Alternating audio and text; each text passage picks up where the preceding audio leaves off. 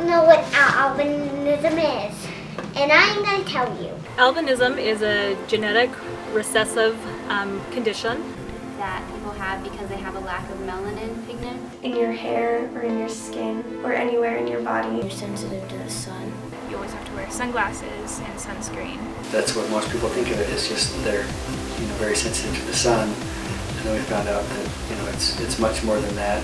It's a thing that it's wrong with your eyes, so you can't see too far. It includes visual impairment because of how the eye develops. My eyes move back and forth, and that's called nystagmus. So you can't see things far away.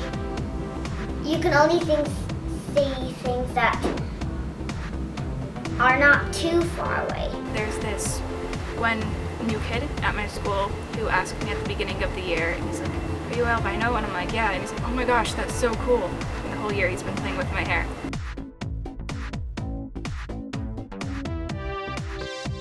We have albinism, but a lot of people know it as that girl is albino. I'd rather be called having albinism. We're comfortable, so we can use it. We refer to other people as people with albinism. It doesn't offend me when people call me albino, just because I've had friends who use it in like a term of humor. I don't really care if people call me albino because I usually tell them that I'm albino. The term albino didn't really offend me that much. It kind of did when I was in junior high, just from all the teasing and bullying, and I couldn't really tell if they were just asking a normal question or if they were making fun of me.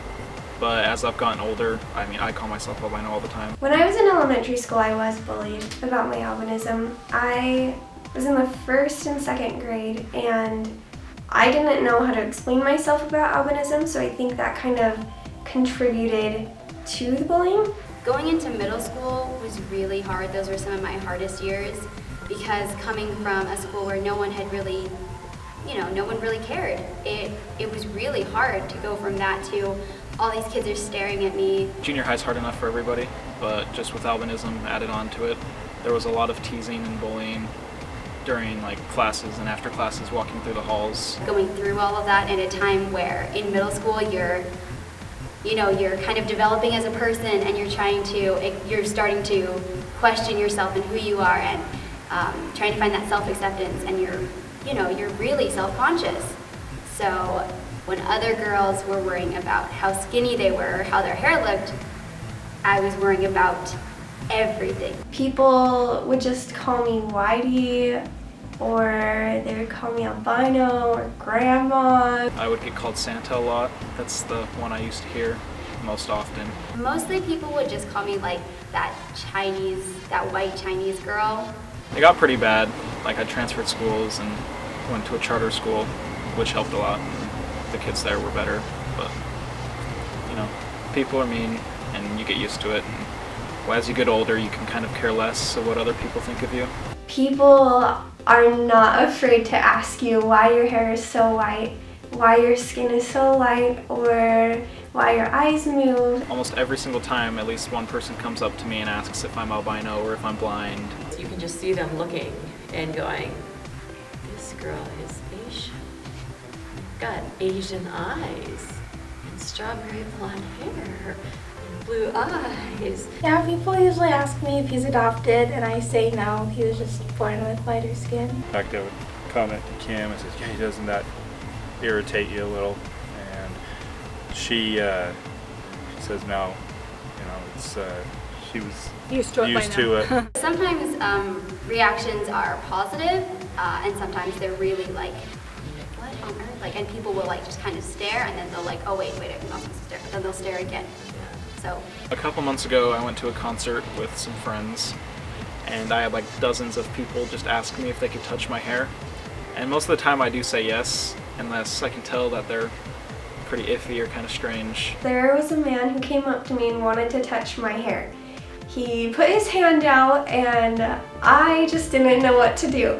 So he touched my hair for a second and then just walked away. They say it doesn't really feel like you would think it would, which I don't really get because it's kind of normal to me. It's hard to see the words when I'm writing things, and my teacher at school, she writes things like tiny.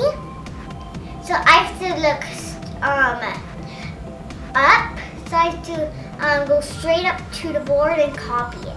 I have a special magnifier that helps me read a lot of my school books, and sometimes they make things bigger for me, like bigger books. The teachers are able to blow up her storybooks to where her print is, to where she can see it.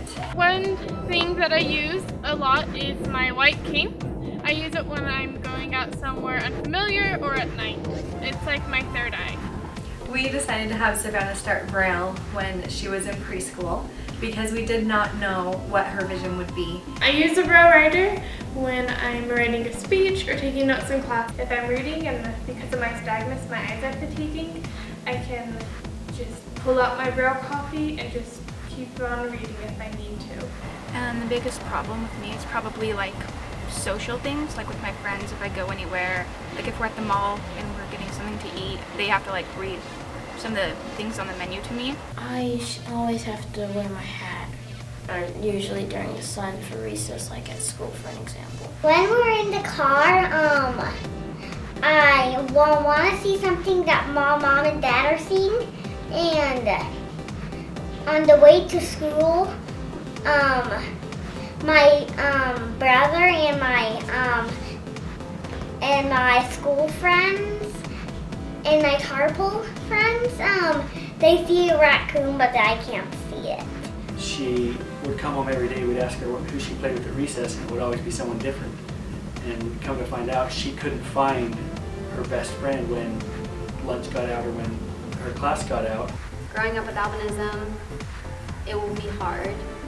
You're gonna get, you have the potential to be teased, to be shunned, to be excluded from certain groups in school. But albinism and having a visual impairment opens up so many doors for your child. They will get great opportunities. And I think so many children who come with disabilities, they just have this little personality about them that just gets them through. I would say that albinism is not something to be afraid of. You might need to make some adjustments, but it's not that bad. It's not the end of the road, it's the beginning. It's not a scary thing if you have help and support. And that anything is possible. They should not let their visual impairment hold them back.